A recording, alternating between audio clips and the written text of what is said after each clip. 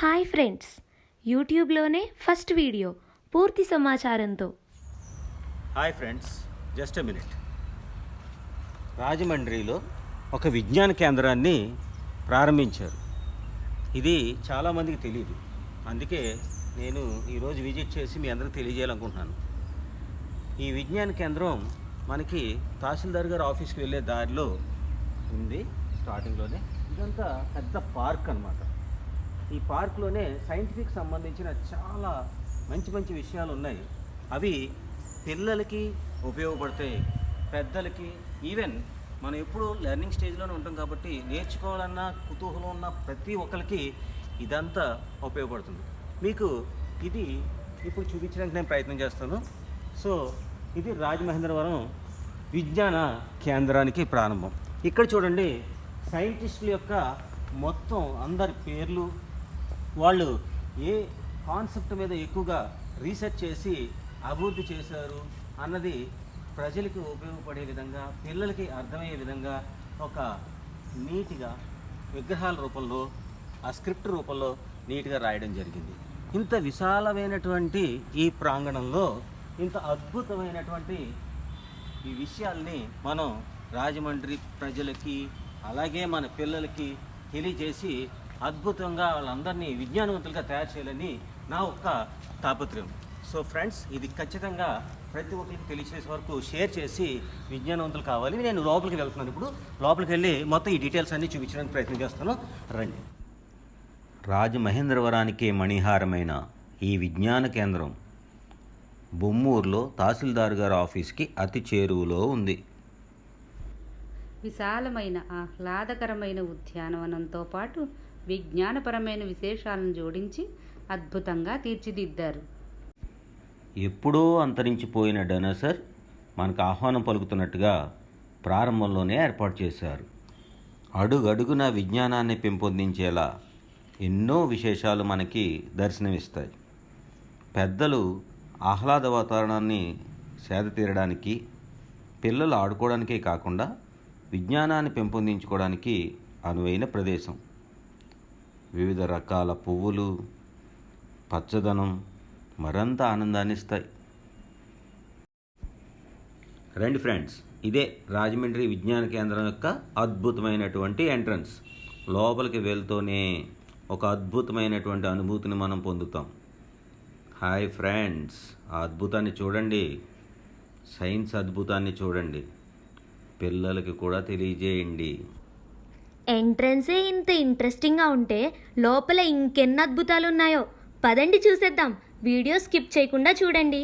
ఇవన్నీ ఒక్కొక్కటిగా కవర్ చేద్దాం. రండి ఫ్రెండ్స్, మొట్టమొదటిసారిగా వాటర్ వరీస్ అక్కడి నుంచి మొదలు పెడదాం. నీటి చింత. ప్రపంచంలో పెరుగుతున్న పొల్యూషన్ కారణంగా అంటార్కిటికాలో ఉన్నటువంటి మంచు కొండలు కరిగిపోవడం వల్ల వచ్చే ప్రమాదం గురించి ఎంత బాగా చెప్తున్నారో వినండి. మెల్టింగ్ అంటే మంచు కొండలు కరగబోతున్నాయి. మనకి అంటార్టికా ఐస్లాండ్స్ ఉంటాయి కదండి, అవి ఏంటంటే కరిగిపోతూ వస్తున్నాయి అన్నమాట. ఇప్పుడు ఇక్కడ మీరు చూడొచ్చు, మార్చ్ 22లో ఐస్ అనేది కొలాప్స్ అయ్యింది. అంటే ఇప్పుడు నాసా వాళ్ళు ఏం కనిపెట్టారంటే 2021లో అక్కడ అంటార్టికా ఐస్లాండ్స్ అనేది క్రాక్స్ అనేది వాళ్ళు కనిపెట్టారు. క్రాక్స్ అనేది ఫామ్ అయ్యాయి అన్నమాట. ఒకవేళ మన క్రాక్స్ అయ్యి ఒకవేళ పెరిగిపోతే ఏమవుతుంది, మనం ఇక్కడ ఉన్నాం, ఇదంతా కంట్రీ, ఇదంతా వరల్డ్, అప్పుడు ఏమవుతుంది, ఇది వాటర్ లెవెల్ కంట్రీ అయితే పెరిగిపోతే ఇదంతా మునిగిపోతుంది. కొన్నాళ్ళకి ఏమంటే మనం ఎవరో ఉన్నాం అన్నమాట. దీని నిజ జీవితంలో నీటి ప్రాముఖ్యతను గురించి వివరించారు. దక్షిణ కలుషిత నీటిని వినియోగించడం వల్ల వచ్చే ఎన్నో రకాల వ్యాధుల గురించి కూడా వివరించారు. ఫ్రెండ్స్, నీటి నుంచి విద్యుత్ ఉత్పత్తి చేయొచ్చని తెలుసు కదా, ఆ వివరాలు కూడా మనకి వివరించారు. వర్షపు నీటిని వృధా చేయకుండా సద్వినియోగపరుచుకోవాలని చూడండి ఫ్రెండ్స్, మానిటర్ పైన మనం ఎంచుకున్న దేశపు ప్రజల సగటు నీటి వినియోగం డిస్ప్లే అవుతుంది. వాటర్ అనేది ఏంటంటే ఎంత ఉన్నది, దాంట్లో మనకి సాల్ట్ వాటర్ అనేది ఎంత ఉన్నది, అంటే వేస్ట్ ఆఫ్ వాటర్ అనమాట. మనకి ఫ్రెష్ వాటర్ అనేది ఇంతే ఉన్నది, అర్థమవుతుంది. అంటే 97% మనకి ఏముంది, సాల్ట్ వాటర్ అనేది ఉన్నది. అంటే 2% అంటే అగ్రికల్చర్ పర్పస్ వాటికి యూజ్ చేస్తాం. 1% ఫ్రెష్ వాటర్, మన డ్రింకింగ్ వాటర్. అదే మనకి ఉపయోగపడే వాటర్ ఫ్రెష్ వాటర్ ఎంత, ఓకే.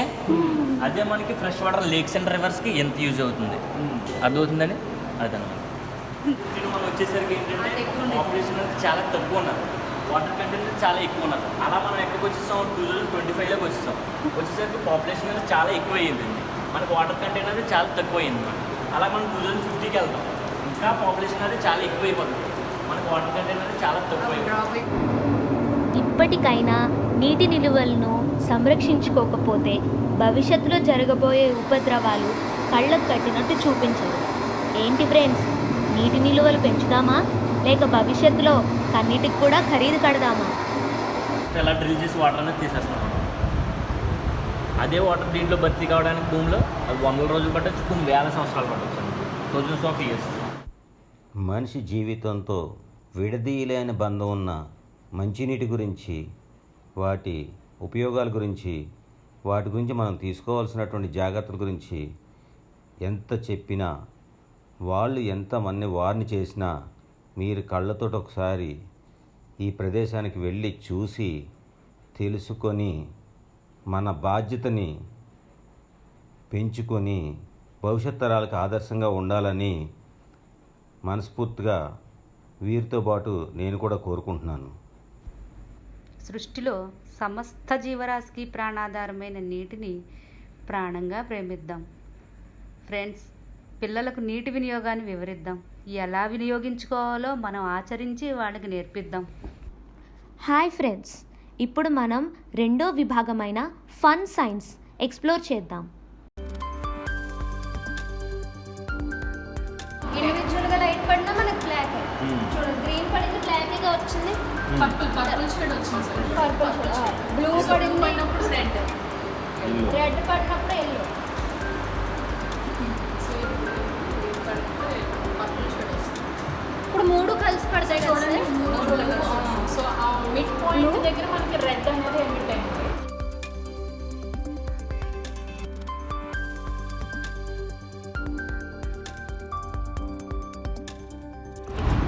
సో ఇక్కడ మిర్రర్లో చూడండి ఎల్లో వచ్చింది, బ్లూ వస్తుంది అండ్ రెడ్ వస్తుంది.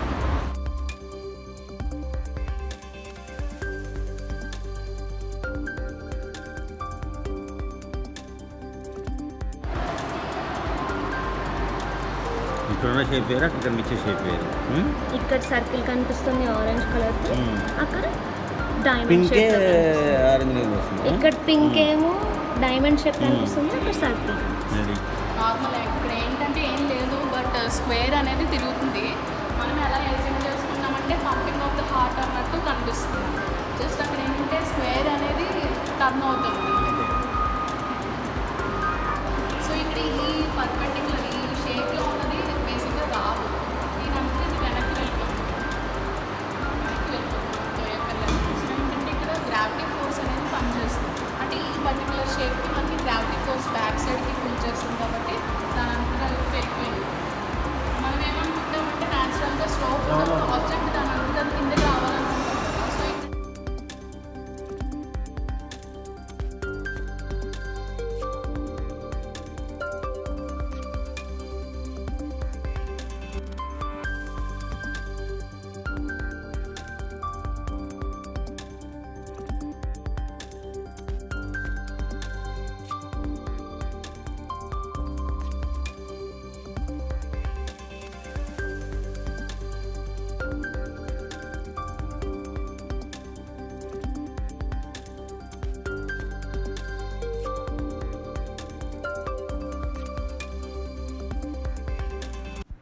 అన్నీ అద్భుతంగా ఉన్నా నాకు నచ్చింది మాత్రం ఇది చాలా బాగుంది.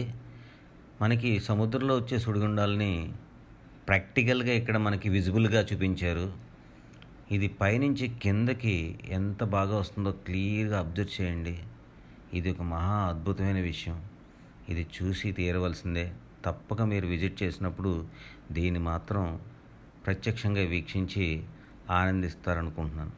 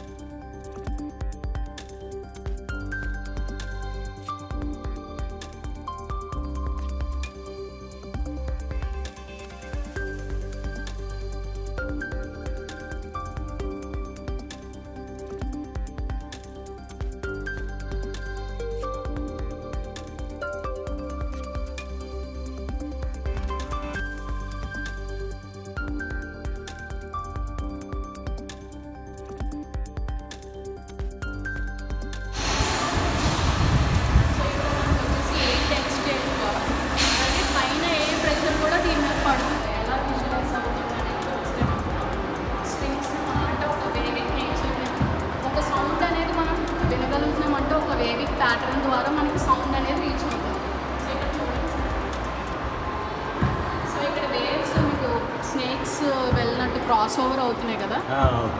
సో అంటే మనకి సౌండ్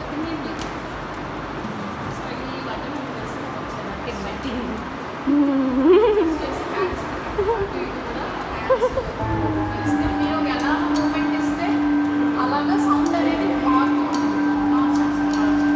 హ్యాండ్స్ మూమెంట్స్ చేయండి. హ్యాండ్స్ తీసేసి ఇక్కడ హ్యాండ్స్ ప్లేస్ చేసి ప్యాటర్న్స్ మారుస్తాం.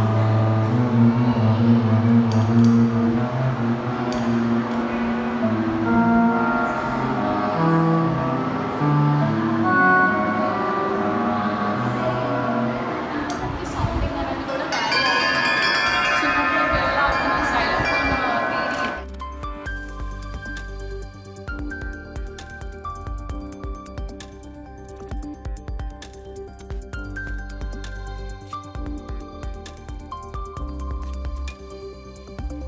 ఇప్పుడు ఇది ఫ్లిప్ చేస్తే కింద ప్యాటర్న్ పైన కూడా ఫామ్ అవుతుంది. ఫామ్ అవుతుంది సేమ్.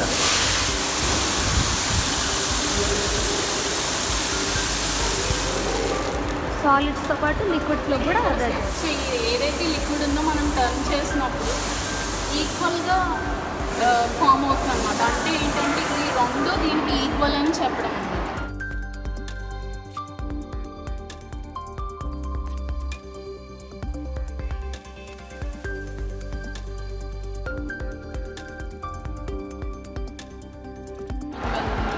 గ్రావిటీ ఫోర్స్ అనేది తెలియడం గురించి మార్బుల్ అనేది ప్లేస్ చేసినప్పుడు టీచింగ్లో కృష్ణ మూలని అట్లా అలా వెళ్ళిపోతుంది.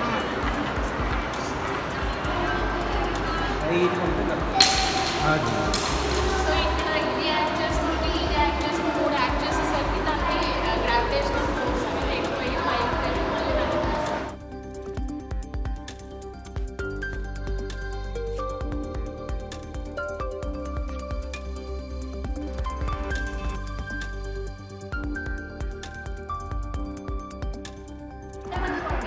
బకెట్ మీడియం అయింది కదా, దీని ద్వారా ఇలా లోపల సౌండ్ వేసి కొట్టుకుని ఎక్కువగా బయటకు వస్తుంది. రేడియోలో అయ్యే ఒక ఫినామినా బకెట్ రేడియో.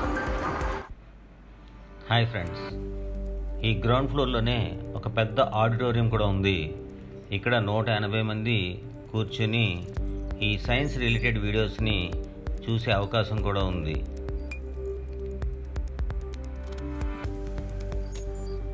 ఇక్కడున్న ఇంకో ఇంట్రెస్టింగ్ విషయం ఏంటంటే ఇన్నోవేషన్ హబ్. కరెంట్ ట్రెండ్లో ఉండేటువంటి రోబోటిక్స్ గురించి ఎంతో విలువైన సమాచారాన్ని ఇక్కడ వివరిస్తారు. అయితే మేము వెళ్ళేటప్పటికి అది ఇంకా ప్రారంభం కాలేదు, భవిష్యత్తులో ప్రారంభం అవ్వచ్చు.